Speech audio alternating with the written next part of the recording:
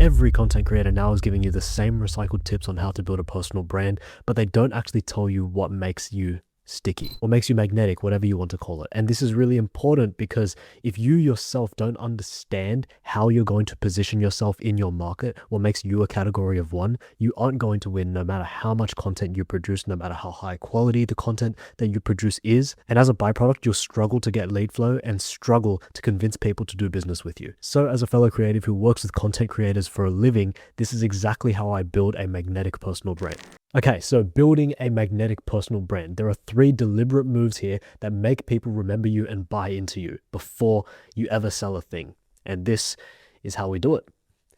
So why this matters. People buy into you long before they think about buying anything. This is why positioning yourself in your market is by far the biggest lever you can pull when it comes to personal branding. It doesn't matter what content formats you post out. It doesn't matter what time you post, the hashtags you use, any of that, any tips and tricks that you'll hear online, simply void before you've actually gone ahead and defined why people buy into you before you even think about any sort of product or strategy. Okay, so the brand isn't decoration you add once the offer works. It's the thing that earns the attention, the trust, and the patience that the offer actually needs to land. So you need to build the person first before you think about, hey, let's think about the business, the offer. And there are 3 steps that enable us to do this. Number 1, finding your unique edge. Number 2, defining your values. And number 3, owning one thing that you are going to be universally known for. And we'll get to those in a sec. Let's go to find your unique edge. So to find your unique edge, it's broken up into 2 components, the professional edge and the personal edge. The professional edge is usually what the most skilled creators go directly into. Okay, they ask themselves, what do people already come to them for?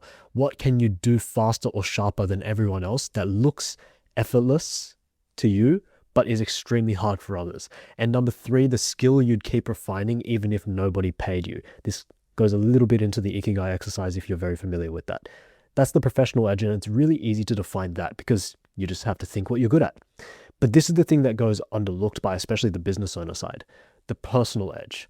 What is the story that only you've lived through? What is the opinion you'll defend in a room of skeptics? And what is the quirk that people already remember you by? It's these things that actually make you sticky and magnetic as a person, right? So your edge lives where the 2 columns here, professional and personal, overlap. Then the second thing is we need to define your values and beliefs, okay? Write down a list, plainly, no posturing, then circle a few traits that make you magnetic, not just agreeable, okay?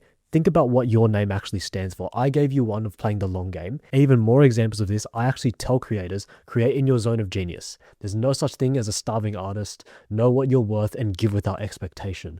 All of these beliefs and values get pushed in my content, and that's what makes me memorable. That is what my ideal viewer attaches to my identity.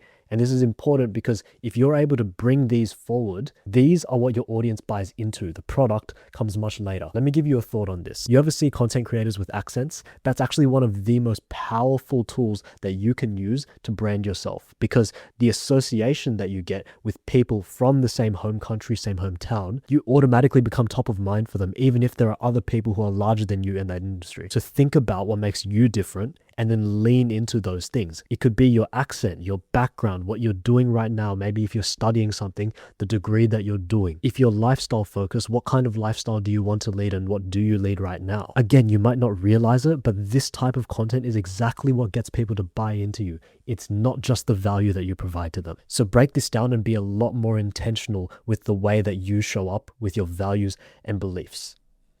See, your audience buys into you way before they ever think about buying a product. And that needs to stick with you. Your audience buys into you way before they ever think about buying a product. Make content about you before any product is made. And if you have a product, do an audit of the content that you're doing right now and see if you need to pivot into doing more personal content. And then the third and final is to own one thing. See, this is the process to owning something. You first choose one signature thing that you're going to be known for.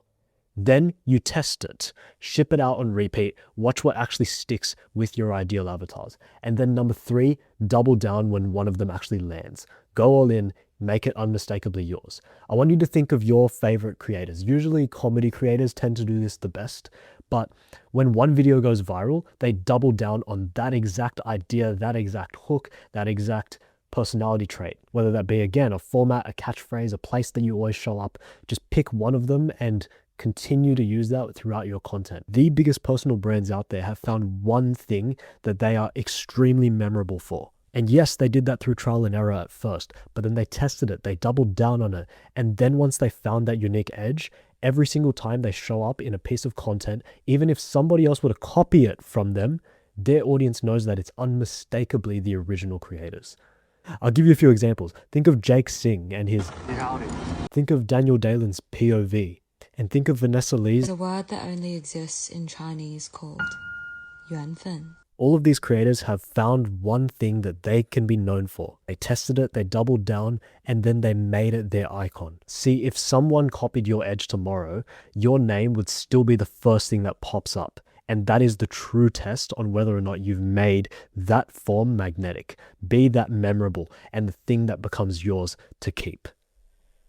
So, with those 3 steps, you need to find your unique edge, then define your values and beliefs, and then own one thing that you're known for. These are the 3 stages towards dialing in your positioning as a content creator and personal brand builder.